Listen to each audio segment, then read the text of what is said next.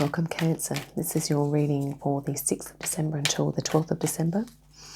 We're going to be looking at some current energies you might be experiencing, as well as some things you might not be aware of.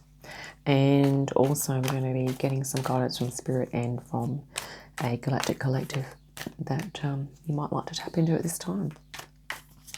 As always, take what resonates and discard the rest. And without any further ado, we're going to get straight into it. And I'd like to thank Spirit Guides for helping us at this time.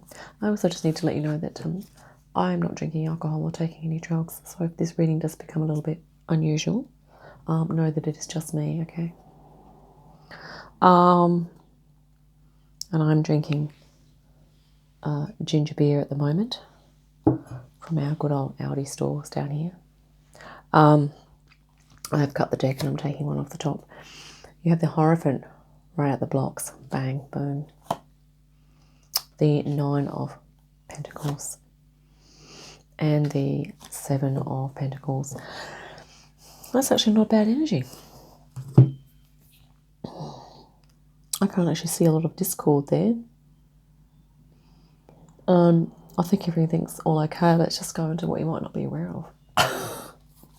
No, honestly, no. I mean, you know, this is a card of mastery and being able to focus and create quite a nice life for yourself. And this is kind of just about, you know, being happy with the work, the way things are going. Might be a little bit of, do I really have to keep going kind of energy. And the Hierophant is kind of like, well,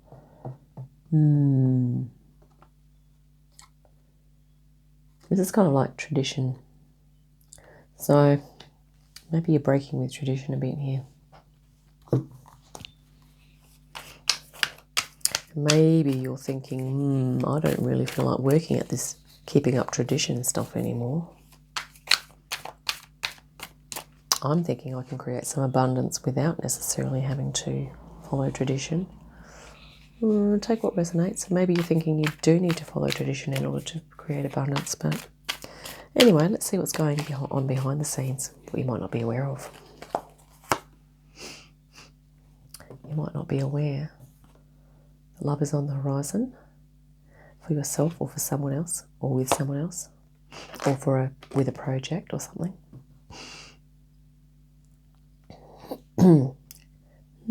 May not be a good idea. It may not be a bad idea to break with tradition.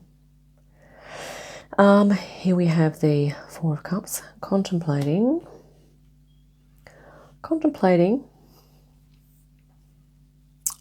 If these are the cups of tradition down here, the traditional feelings that people seem to have most of the time. Is it really worth it? You know, like this is what's happening. Is it really worth it? And is all this work really worth it? You know, and it's not to say that it's a good idea to be down on everything. It might just be that you're possibly looking at shifting your focus to a different type of work. The High Priestess, I haven't seen her for ages. Where's she been hiding?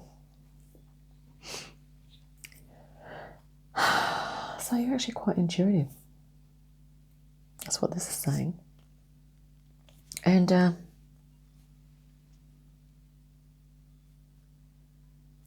you are going to be bringing your intuition on board in order to work out whether or not you're going to stick with the traditions or whether you're going to break from tradition, whether that's family tradition, society tradition, what have you.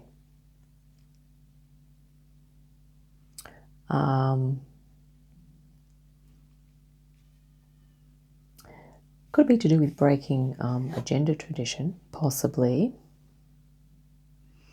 This is like the, looks like a line being serious, but I think it's a different type of line. Anyway, this is about healing the masculine and feminine. Okay. This is about contemplating. Well, it's really about kind of getting a bit fixated on here and not seeing that there is another option. So I think if you sit under that tree long enough and keep meditating, you'll get in touch with your intuition eventually, and you'll probably then go, I can feel like there's a cup on the right hand side of my head and there's a hand there in the sky holding a cup, I think I might turn around and see if that is. It may or may not be a cup of tradition, maybe a cup that breaks tradition, but it's looking like the Nine of Pentacles lady here is saying to you, yeah, there's going to be something in that cup. If you can just get your intuition on board, your wisdom, your inner knowing happening for long enough, you will be able to see it. Let's get some galactic guidance. Take what resonates from that. If nothing resonates, don't take any of it on.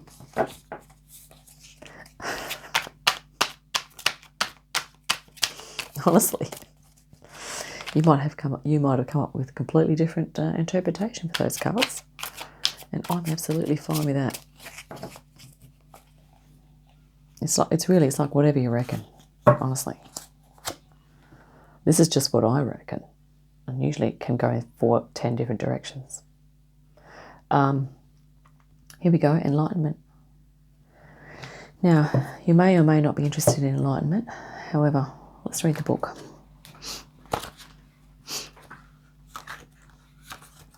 Let's see what the book says. We'll go with tradition and read the book. But you don't have to go by the book, do you? Enlightenment.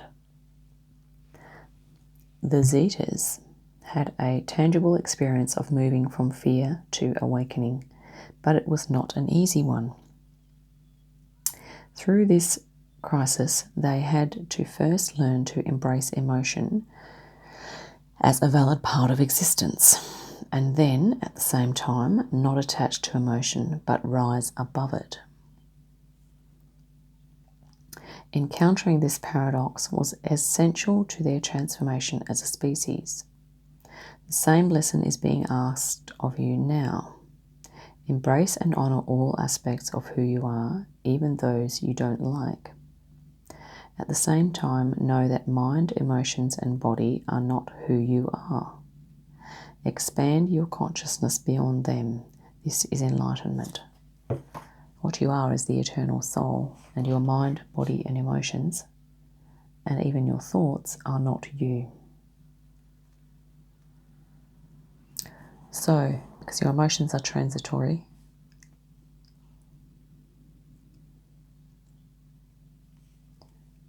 okay.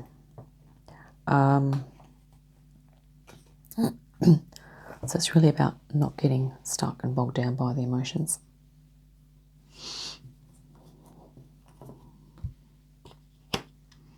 The Hierophant here can be speaking about religious tradition or spiritual beliefs, possibly.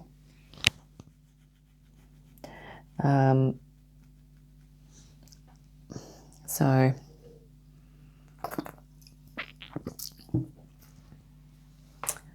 I mean, to embrace emotions, to feel them, but not to attach to them and then transcend them.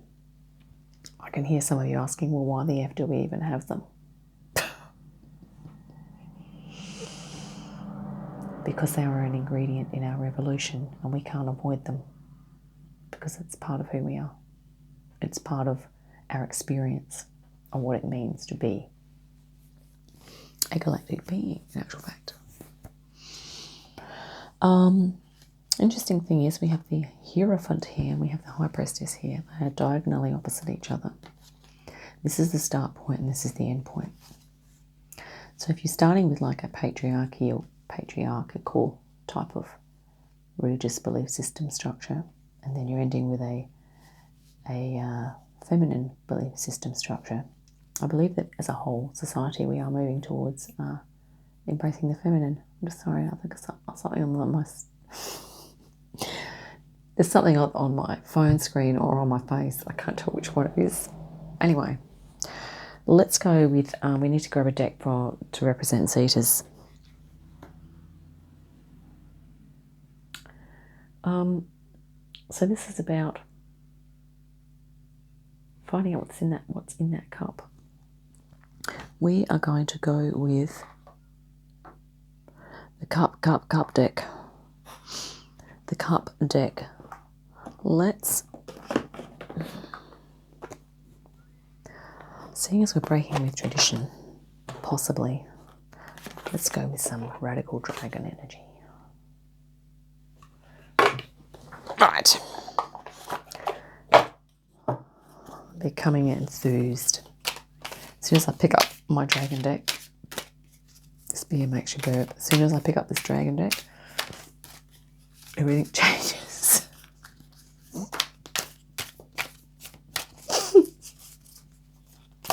Okay, I'm picking this up. We're picking it up. We're going to take the top off. So I've already shuffled it, but here we go. Oh, goodness. What's happening here, Spirit? Silver lunar dragon. Bathes you in divine feminine light. Come into balance and practice peace, harmony and cooperation. Expand your causal chakra. I'm actually going to read that out of the book because I have a feeling that is a very high frequency dragon here to assist us at the moment, because you're going to need some assistance if you are kind of getting this feeling like you've kind of done with tradition, or you kind of, maybe you're just trying to embark on a spiritual path and you really just want to, I mean, you really, maybe you just need to kick up the bum to get going. I mean, you know, if I can provide, if this video provides you with a kick up the bum in a good way, then I guess that's, doesn't sound that good though, does it?